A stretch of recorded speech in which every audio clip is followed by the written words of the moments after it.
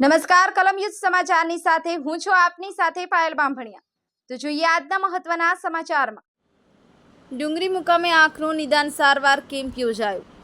આજ રોજ માંગરોળ તાલુકાના ડુંગરી કોમ્યુનિટી હોલ ખાતે દિવ્ય જ્યોતિ ટ્રસ્ટ સંચાલિત તેજ સાખની હોસ્પિટલ માંડવી દ્વારા આંખનું નિદાન સારવાર કેમ્પ યોજવામાં આવ્યો હતો, જેમાં કુલ દર્દીઓ 138 તપાસવામાં આવેલ અને જેમાં રીફર 12 અને ચશ્મા વેચાણ 80। આ કેમ્પમાં અલ્પેશભાઈ ધવલભાઈ, રિયાબેન ગામિત, અર્ષિતાબેન ચૌધરી, જયમીન, જેમાં ગામના સરપંચ સવિતાબેન નરેશભાઈ ગામિત હાજર રહ્યા હતા।